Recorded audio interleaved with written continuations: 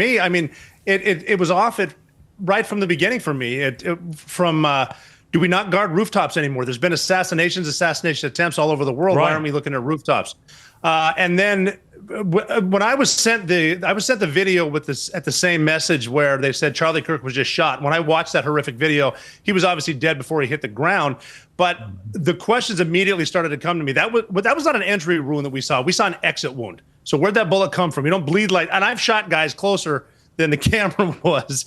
And an entry wound doesn't look like that. An exit wound does. Why did his shirt move the way it did? When I've shot people, their shirts didn't move like that. And then the initial reaction was, well, he was obviously wearing body armor and it was deflection. One, no, he wasn't wearing body armor. And two, it doesn't deflect like that off of body armor. Why was his shirt moving from right to left? Why were people being interviewed saying, yeah, they came from my left to right, from his right to left, immediately shut down? And then did they tear the crime scene down immediately? Just right off the bat, from seeing it, knowing he was dead, saying a lot of this is bad. Not even getting into the soliloquy of text messages that 22-year-olds don't send their trans lover. So immediately, the official story sounds like it needs to be investigated. But now, the whole crime scene is gone. They paved over it. Nothing to see here. Yeah, tore down the Dairy Queen, paved over all the slabs right where Charlie Kirk was speaking. Nothing to see here. Investigative journalist Elizabeth Lane is not giving up on this story. She's been on the ground in Utah connecting the CIA dots, the three-letter agency dots and connections, and she joins us now. Elizabeth, great to have you on the show.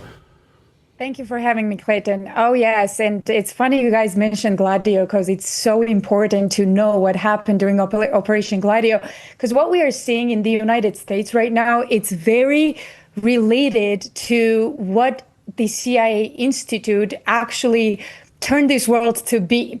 So I'll get to Charlie in a second because I was actually at the hospital while the whole thing happened. My producer called me that he got shot. So the first thing I did was get in a car and drive to the hospital. I knew exactly where they were taking him.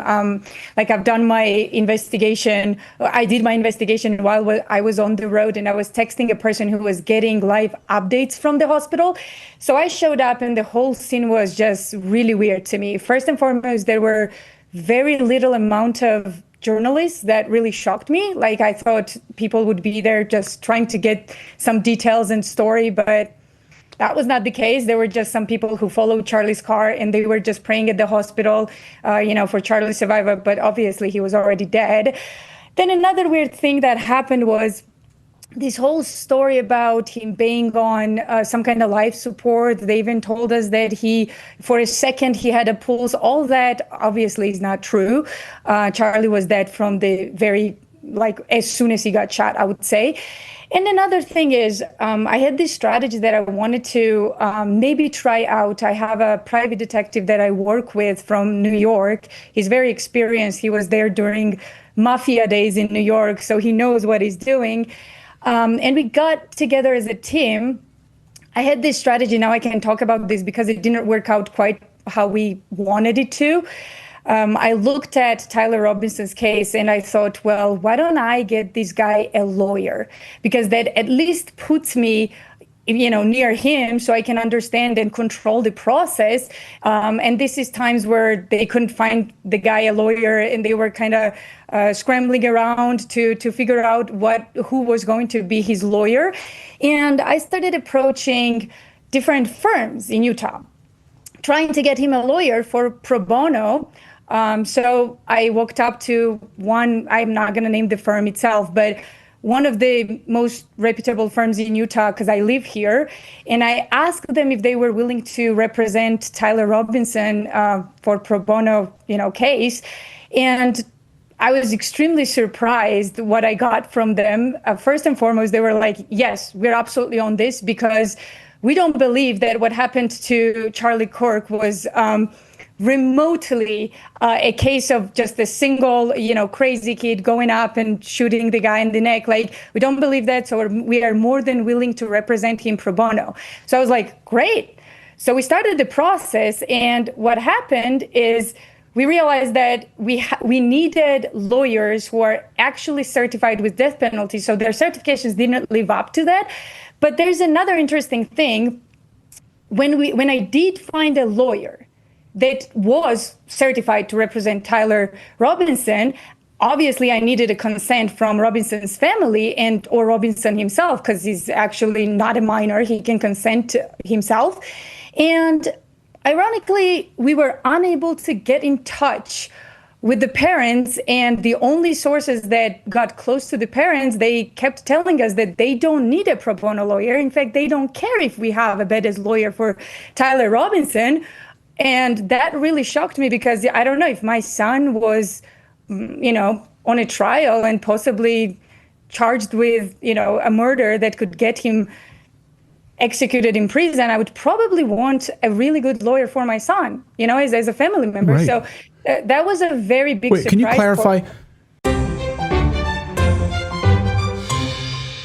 Yeah, whenever I visit this whole case with Charlie, and I hear other people try to analyze the whole incident, I get more and more convinced that we are not getting the whole truth.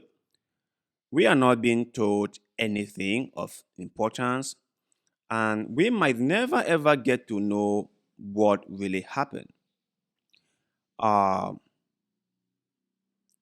the agencies that are in charge of investigation and prosecution have decided on what they want to do, and they will do just that no matter whether we believe it or not. Charlie's assassination has been very, very concerning. People don't really know for sure why he was taken down. And the thing that really gets me more confused about the American society is the way people in the right have quickly jumped to a conclusion that this whole thing was orchestrated by people in the left, by people who do not like Charlie Kirk, by people who hate his whole transgender agenda. Now, listen, Charlie Kirk wasn't any saint. He said a lot of hateful things, a lot of things that people shouldn't say, a lot of things that will only divide society. He has a right to say so. He has freedom of speech to say whatever he wanted to say, but it wasn't necessary for him to do that. It wasn't necessary at all. So there are things he shouldn't have said them. Honestly, he should not have said them. But Charlie Kirk, being Charlie Kirk, thought he could say whatever he wanted to say, and which he did, which is fine by me. But my point is, the division in America is so high that you begin to wonder if the society will ever heal.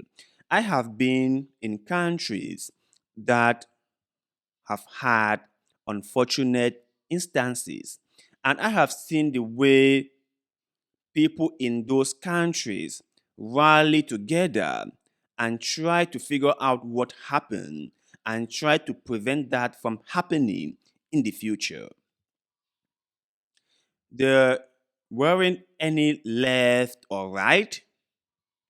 There weren't any people for or against. They were just people coming together in harmony and in togetherness and trying to figure out what has really happened and what they could do to put an end to it. But in America, it's never so. The minute an incident occurred, people are already pointing fingers at each other. It is the left or it is the right. The lefts are more violent than the right. The right are more violent than the left. The conservatives are more Christian-like than the liberal. The liberal are all are all for transgenders and gays, and they would trans your children, and by so doing, you must stay away from them. You must fight against what they believe in, or you must fight against them. You must make sure they have no place in this country because they are horrible people. What society can survive where its people do not agree? And America has been descending slowly and slowly and slowly. The billionaire class, the elite class, the mainstream politicians love it so much. They love the division. In fact, they have spared no effort to increase it. They have spared no effort to add more and more gasoline to this fire, figuratively. That's what they've done. And in order for America and Americans to have solutions to problems that are very important to them, they must realize that unity is very important. And it is only through unity that they can rebuild their nation. And that the elites and the special interest groups love it when the country is divided across political lines or belief lines or religious lines. They love it. Because when it is this way, then the elites and the politicians can get away with whatever they want. You guys must know this. Like, seriously, must know this.